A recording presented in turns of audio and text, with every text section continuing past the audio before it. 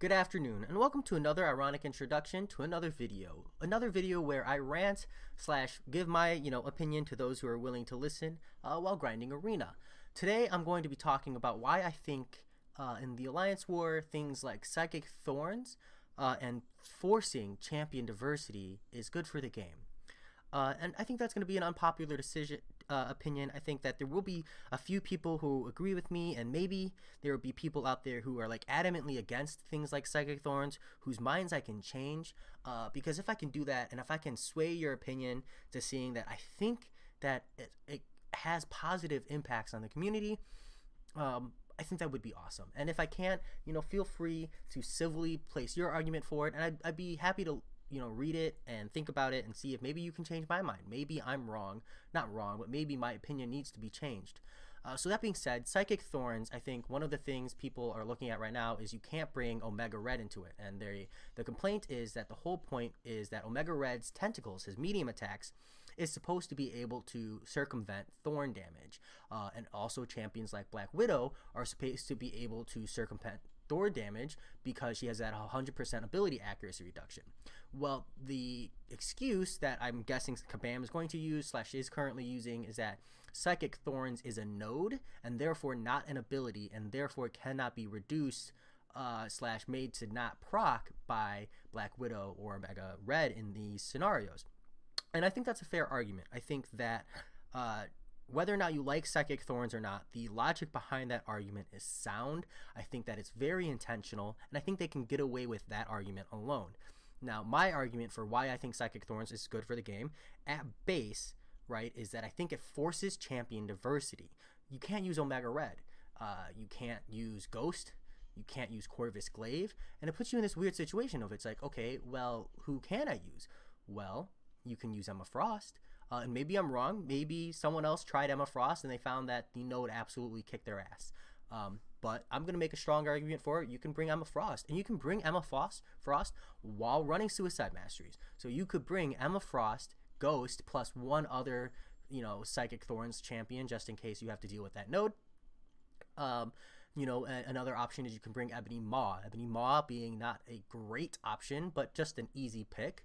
And I don't think that's a cash grab. I think that there's other solid choices. Iron Man Infinity War. I think even Storm here would probably be pretty good. Phoenix is probably pretty good.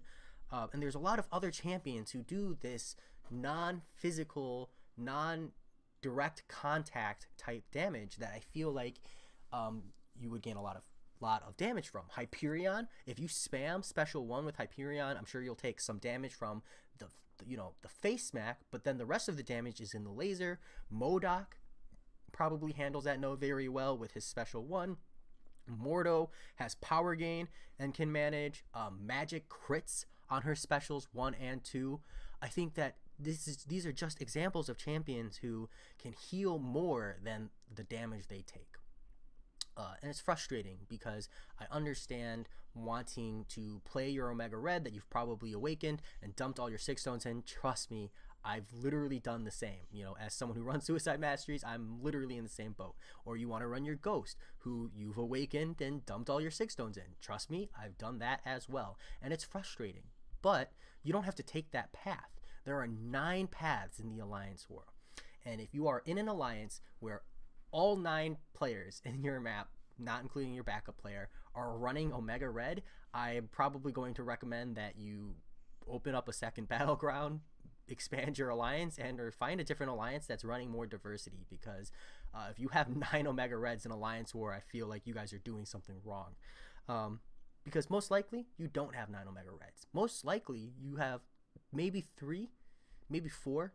Suicide Masteries, while popular and growing more in popularity as people grind arena, are not very popular in comparison to just running something, literally anything else. Not to mention, they're an incredibly expensive thing to buy unit-wise, and so it's really something either whales or veterans or hardcore arena grinders have. The only way I have my Suicide Masteries was the $50 I put into my masteries up front, followed by massive amounts of arena grinding. So that said, looking at Psychic Thorns as a whole, it forces champion diversity. So that's good for the game because when you have champion diversity, what you get out of that is interest, right? You get people who want to play more than a handful of champions, right? Like someone who's like, okay, well, I guess I'm bringing my 5-star awakened max sig omega red to Alliance Quest, and I bring my 4-star awakened max rank max sig omega red to Alliance War. You know, the game gets stale that way. And some people, they really just want to play the same champion over and over again nonstop all the time. But let me tell you that if you are one of those people, I don't think the Psychic Thorns node is going to affect you because, one, you're probably not a hardcore veteran player, because the truth is that in order to clear the endgame content, you need champion diversity in the first place. And two, this game is going to get stale to you before that even happens, because if you're playing the same champion over and over and over again, the shelf life of this game just isn't going to cut it for you. You're going to get probably hundreds and hundreds and hundreds of hours out of it, but nowhere near the same amount as someone who enjoys playing multiple champions all the time.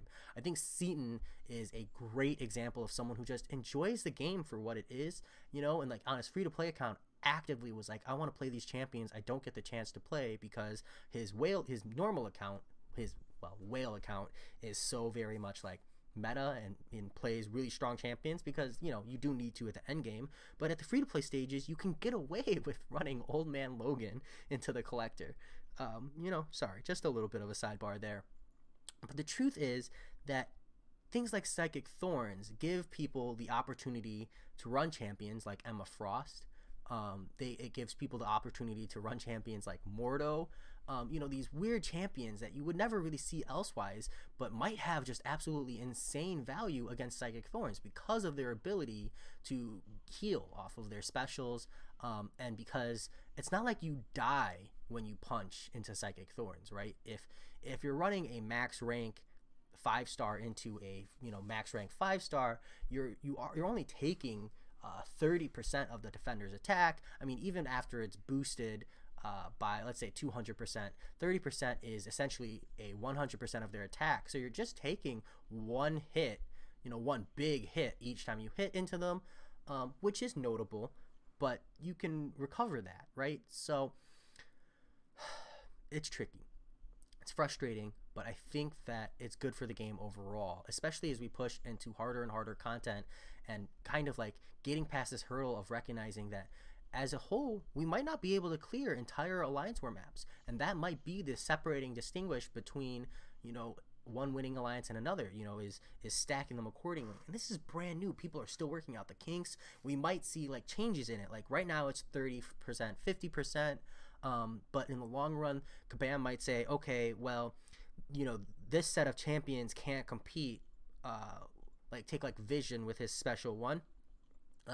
Vision can't compete because he doesn't get a big enough heal off of his special one, and he just ends up suiciding in the long run. Okay, well then maybe you bring Vision and they up the damage for, like, they say 30% damage, and then they say 60% heal on indirect, because I don't feel like it's a cash grab if you bring the right champions.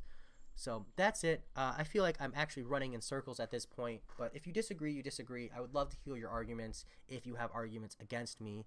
And if you agree, feel free to, let me know that as well, because I would love to know that if there are other people out there who are like, I don't think this is going to break the game.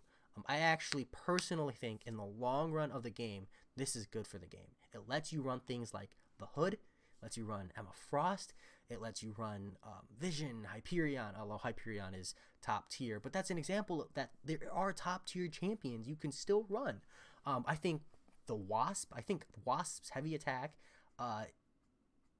counts as indirect. Like, I think it's a punch and then a laser shot. You've got people who fire guns. I don't think any of those are going to count, and it's really just a matter of figuring out which champions are allowed to interact with this node in a way, that allows them to just do their normal playstyle and actually benefit from it, because I bet those exist and we as a community just need to figure it out.